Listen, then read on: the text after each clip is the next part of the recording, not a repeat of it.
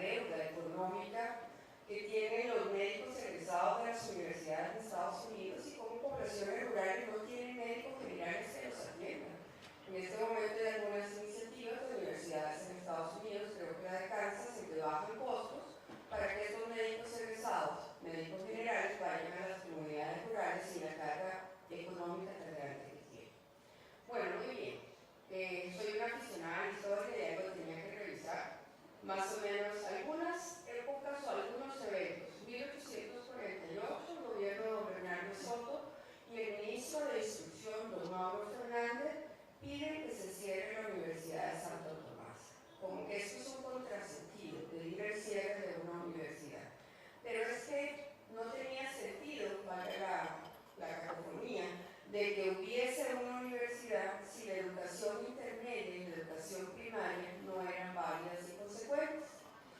Saltémonos al siguiente siglo, 1966, esto es una cita y una férrea resistencia al análisis científico y a la integración de diferentes tecnologías.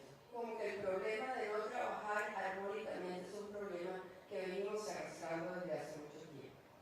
En el 2006, la Asociación Latinoamericana de Academias de Medicina hace un foro en Argentina, al cual fue representada la Academia de Medicina, y nuevamente hacen énfasis en la problemática de la enseñanza de la medicina. Y luego, en el 2015, sale publicado en el semanario Universidad, 20 de mayo del 2015, las universidades fallan en la formación de médicos generales. Entonces, como que el problema está claro, es público, no es ningún secreto, y el objetivo de estar aquí es el común denominador que vamos a hacer hacia adelante.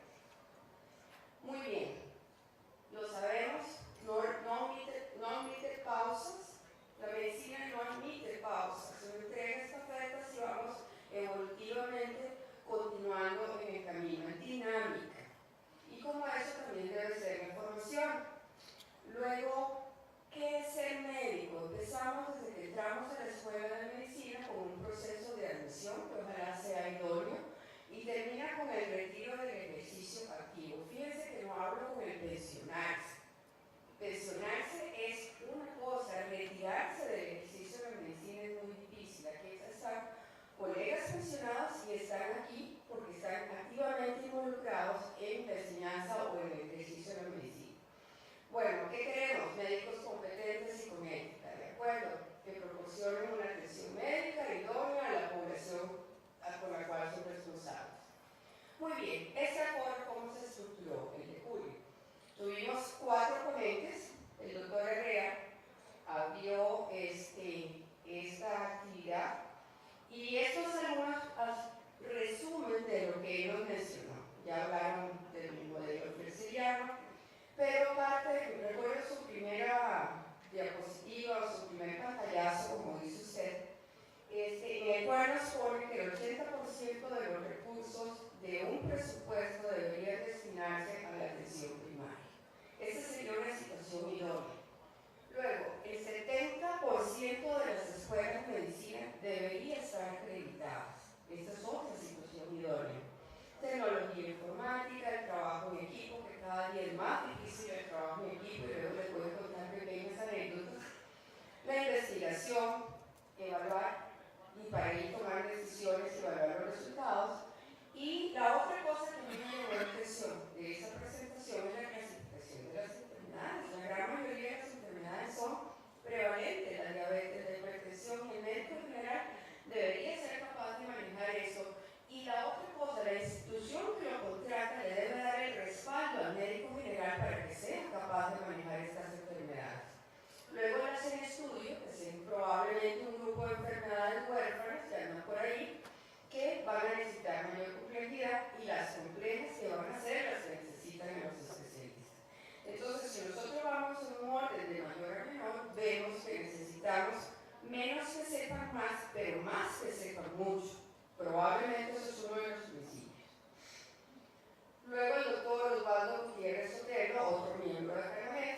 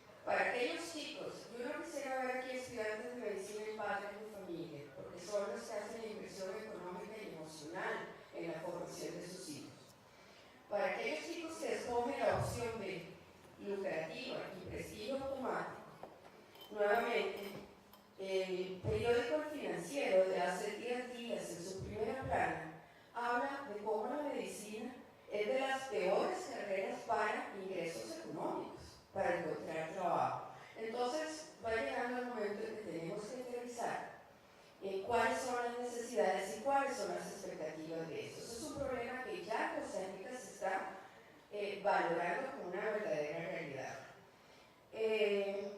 ¿Qué pasa cuando yo tengo la expectativa, y eso es lo que está sucediendo, de que si yo llego al parqueo de X sitio y veo el último vehículo del año, creo que eso es automático con el título de graduada? Eso no es cierto. ¿Qué va a pasar cuando yo no consiga trabajo? El 9% de los médicos en este momento está desempleado en Costa Rica. Hay un 2% que se dedican a otras cosas, que puede ser chef, puede ser chofer de taxi, a lo mejor le va mejor. Y el Colegio Médico tiene estadísticas interesantes y ha investigado qué ha pasado con los médicos que se dedican a otras cosas. Entonces, ¿qué va a pasar? Una frustración profesional. ¿Puedo yo llegar contenta a trabajar si esa profesión no está llenando las expectativas que yo creía? Creo que no. Económica, estoy desempleada. Y la otra cosa, hay oportunidades limitadas de progreso profesional. Quienes progresan profesionalmente, es a título individual. No existe hoy día en este país una institución que fomente el progreso profesional. Los que asisten al Congreso van por iniciativa propia y ahorita tenemos situaciones que los que trabajamos dentro de la institución conocemos muy claramente. Entonces, como que también por aquí andamos un poquito perdidos. Bueno, esto es un poco de lo que se ha dicho. Es un rol social, no existe ninguna otra carrera, ninguna otra profesión que tenga el peso social que tiene la medicina.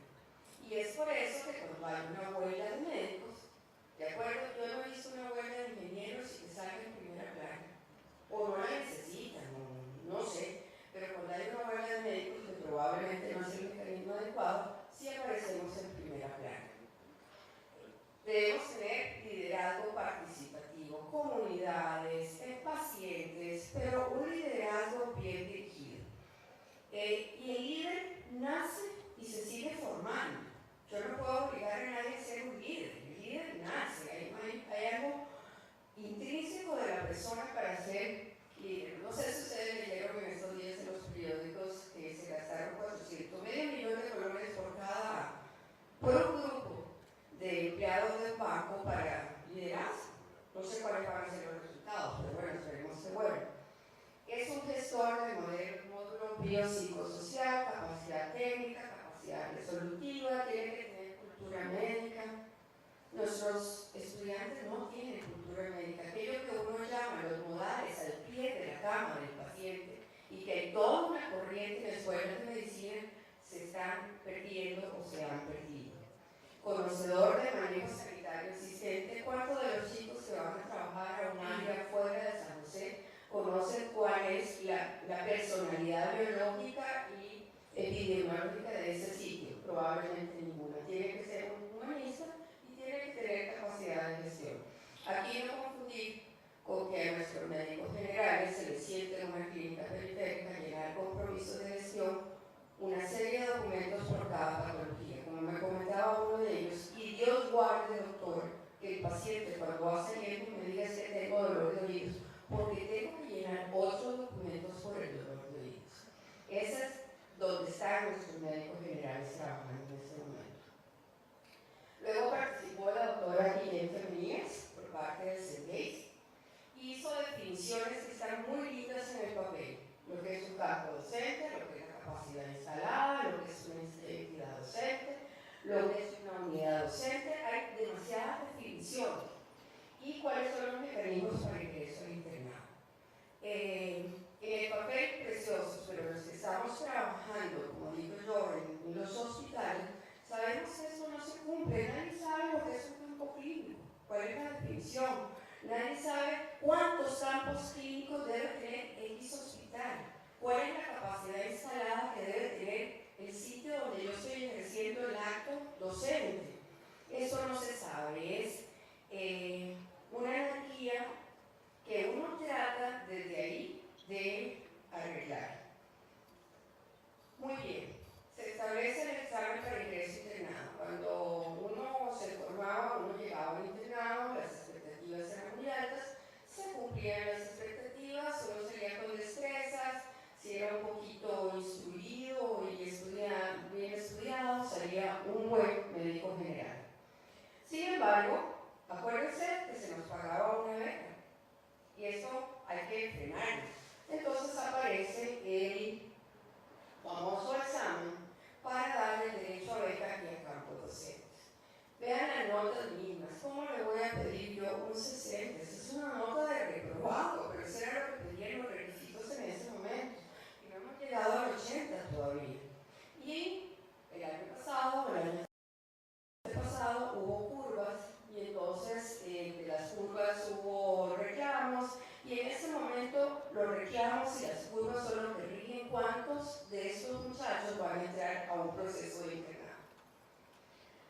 Muy bien, el doctor Alexis Castillo, presidente del Colegio de Médicos Cirujanos de Costa Rica, nos habló de la cantidad de médicos. En ese momento nos dio casi 11.000 códigos, están activos en ese momento, a mitad del año.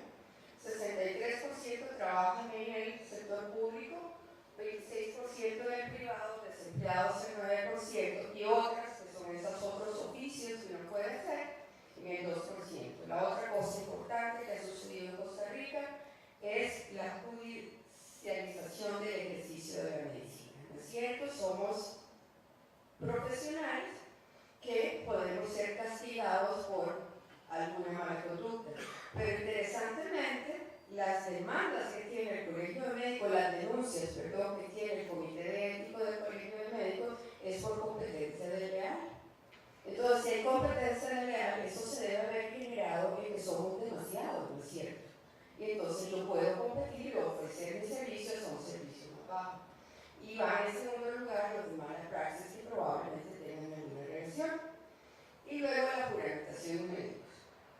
Aproximadamente se juramentan, esto han sido los últimos 5 años, o sea, se han juramentado 3.000 médicos generales. No sé hasta ahora, el año cuántos son, pero son 3.000 médicos generales más por año. Eso es una cantidad exorbitante, probablemente nadie nos ha dicho cuántos médicos necesita Costa Rica, no lo sabemos. Ok, pero no solamente en la caja, no solo es el ministerio, sino que hay empleadores privados, ¿de acuerdo? De las cooperativas, Vivaz, Santana, que emplean otro modelo. Ya no es sino por licitación, y si yo tengo una empresa y voy a licitar, tengo que tener muy buenos profesionales. Ok, colaboró con nosotros el doctor José Rodríguez de la Clínica Bíblica, y estas fueron sus conclusiones. La experiencia con los médicos generales contratados ha sido buena. En la contratación se trata de dar énfasis y prioridad a los graduados de universidades con el sello de calidad de SINAMES y con más tiempo de tener. Entonces ya hay un criterio para el empleador para seleccionar. Y cuando le hemos dado, eso todavía, eso es más preocupante, cuando le hemos dado la oportunidad a otras universidades, no menciono cuáles, encontramos profesionales con deficiencias técnicas y con dificultades para la adaptación al sistema de trabajo. Entonces la producción o la formación de estos chicos no está siendo de la calidad que el sistema de salud necesita. Ahora viene otro, luego les voy a dar mis conclusiones, el famoso internado universitario. Y digo famoso no es un tono irónico, famoso porque era importante y sigue siendo importante en la formación. 4 bloques, ahora se añadió el de medicina familiar y comunitaria. Muy bien, si estamos pensando en la atención primaria. Muy bien. Número de internos. ¿Cuántos llegan? Los que quieren mandar. ¿Cómo sabe uno cuántos internos van a llegar? Uno nunca sabe. Y de repente, al final, le dice, van a llegar 2 más. Alguien preguntó qué capacidad instalada tiene ese servicio para recibir a esos muchachos. No. Entonces ahí aparece lo de un programa único de pediatría, obstetricia y ginecología y vamos a hacer en todas las universidades. A mí me parece maravilloso. Sin embargo, ya después hubo la separación y son 2 grupos.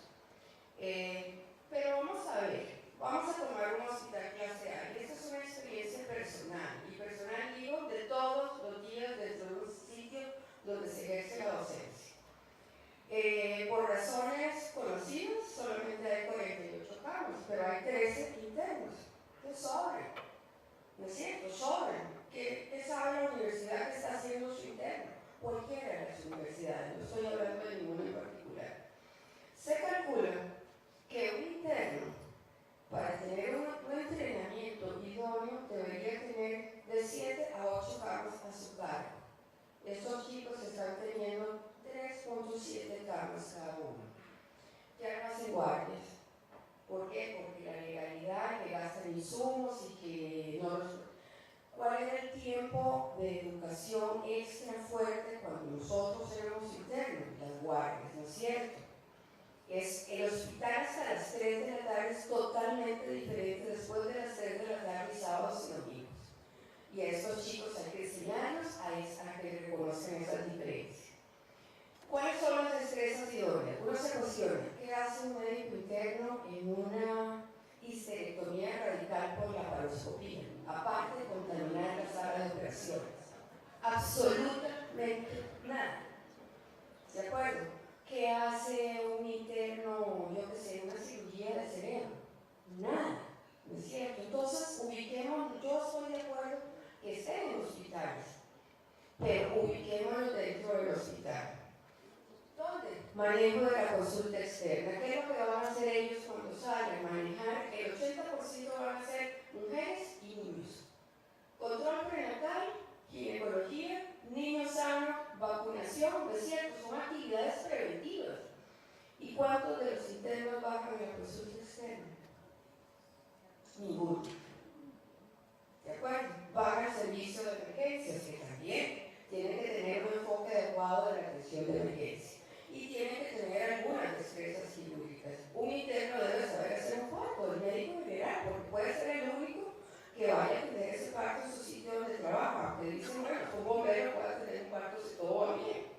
Pero deben tener esas destrezas. Y si están teniendo 3 partos por interno, por bloque, díganme ustedes si estos muchachos están capacitados para enfrentar al sitio donde van a trabajar. Muy bien. Hay un examen de evaluación al final de cada bloque. Uno que es para un grupo y otro que es para otro grupo. Pero al final hay un examen, que es el objetivo, está bien. Sin embargo, hay notas de concepto.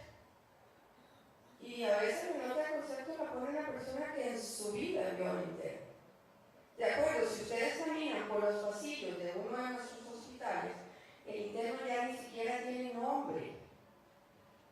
De acuerdo, uno oye por los altavoces, interno de digestivo bajo, presentarse tal parte.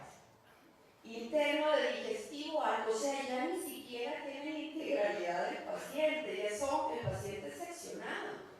Ese es el interno universitario hoy día. No sé si en todos los hospitales, yo estoy hablando del sitio donde trabajo, pero ese es el interno. ¿Cómo puede sentirse un interno que lo llaman interno de recto? Preséntese. ¿No? O sea, hay un asunto de dignidad también hacia esos muchachos. Hay que tratarlos dignamente. No tenemos dónde dar clases. De acuerdo, hay que pelearse con la charla de esterilizaciones, más la cirugía ambulatoria, más esto, y no sea 1 hora por semana para compartir con ellos. Sí, pero los metemos a las sesiones de ginecología oncológica y que tienen que estar ahí. ¿Qué hace un interno en la sesión de ginecología oncológica? ¿De acuerdo? Entonces todo como que andamos manga por hombro sin un rumbo fijo hacia qué es lo que queremos. Muy bien, ¿qué se me ocurre? A mí se me ocurrió, digo, ok, perfecto, ¿qué tal si yo encuestara a los internos y les preguntara, ok, perfecto, una citología vaginal, ahora que vamos a tener un método de avanzada para la detección del cáncer, pregúntale a un interno cuántas citologías vaginales ha tomado, cuántos dispositivos utilizan para esto. Ninguno. Ok, si les hiciéramos esta encuesta, se me ha explicado, probablemente sí. Yo me tomo el tiempo, cogí un papelito, le dibujé o le presenté una diapositiva. Lo he visto hacer, si no va a la consulta externa, no me lo vio. Y el parto uno le dice, la semana pasada hablaba con uno de los internos y le digo, ¿cómo le van los partos? Porque ese es mi área de trabajo. Me dice, no, muy bien, doctora. Le digo, qué belleza. ¿Cuántos lleva? 16. Ajá. Y de esos 16, ¿cuántos ha hecho? Bueno, me he lavado todos. Y he agarrado el chip. Esas son así, es textual. Y claro, he entrado a las cesáreas de tercer asistente, lo cual es útil porque si van a trabajar en un hospital regional, probablemente van a ser el primer asistente del especialista. Está muy bien. Ajá. ¿Y por qué así? Bueno, porque ¿qué pasa en las salas de parto? Está la enfermería que tiene que hacer parto, ¿no es cierto? Están las estudiantes de enfermería que tienen que hacer parto. Y con mucha vergüenza tengo que decir que los médicos le hemos entregado los campos a las enfermeras. Entonces, si uno no está, el pobre interno allá anda haciendo dinámicas y pidiéndole bien a la enfermera para poder lograr lavarse y tocar el chiquito. Eso es el entrenamiento de mis internos. Lo he practicado, esa respuesta lo dice todo. No sé si ese muchacho va a ser capaz de realizarlo siempre. Una encuesta de estos tipos, ustedes han visto que a veces a uno le mandan encuestas de Monkey Survey, los surveys de Monkey. Podría ser una herramienta de ver por dónde andamos, por lo menos en alguna especialidad, en algún campo, cambiar eso. Muy bien, ¿cuáles fueron las conclusiones a las cuales llegamos en ese foro? La acreditación de las escuelas de medicina debe ser obligatoria. Pero no solamente acreditarse, esto es solamente un punto de partida. El estar acreditado no le da a la escuela de medicina la excelencia durante todo su tiempo. Nosotros estamos acostumbrados a ser permanentes. Y probablemente a ninguno de nosotros se nos cuestiona cuál es nuestro nivel de actualización o cuál es la calidad con la que yo enseño. Nunca ha sido evaluado. Entonces, probablemente hay que hacer esa introspección. Los entes formadores de profesionales en medicina deben rendir cuentas, y rendir cuentas no son números, sino yo creo que el licenciado Herrera Guido nos va a ilustrar con eso, es qué está pasando con sus estudiantes, a dónde están sus egresados, qué están haciendo, qué impacto han hecho en la sociedad. No nos lo hemos cuestionado, no lo hemos investigado, esas fueron las conclusiones. Aquí debería haber, como yo digo, padres de familia. Esa fue una invitación abierta, salió en el periódico, y si yo tuviera un hijo que estudiara medicina, estaría viendo dónde está estudiando mi hijo y qué está haciendo.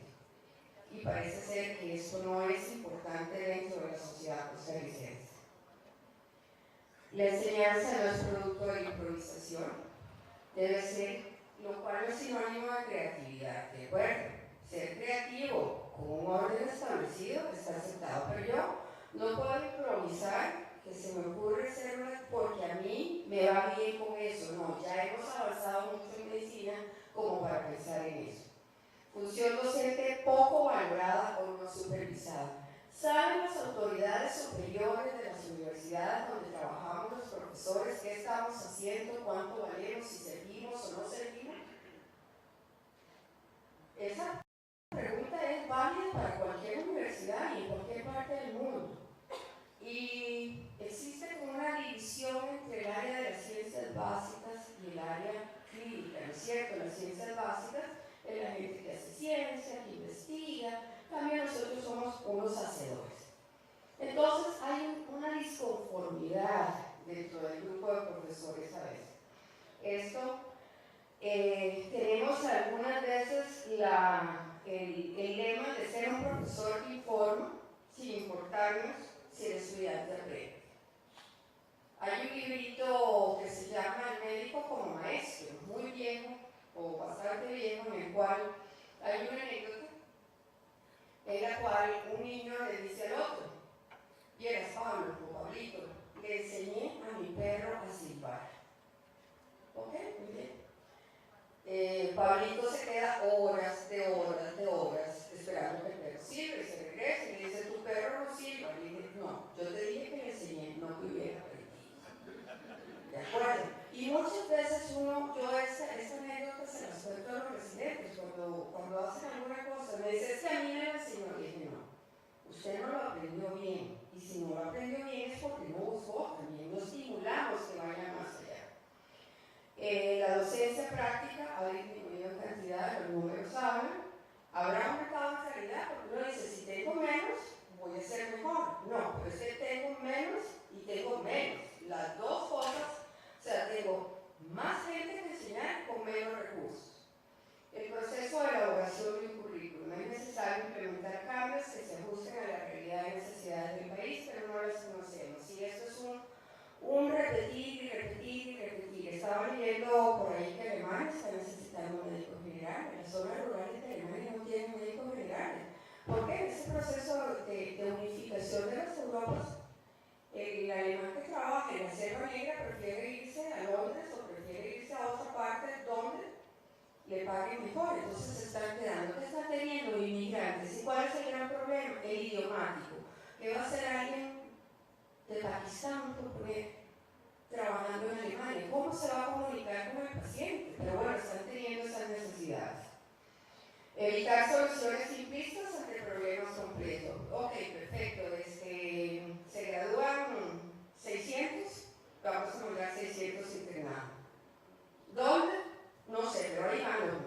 llega y se presenta. Hay un conflicto existente entre universidades e instituciones de salud. Hay que recordar que los hospitales son del sistema de seguridad social, no son hospitales universitarios. Hay convenios, pero no son hospitales universitarios. Entonces ahí existe un conflicto, ¿no es cierto?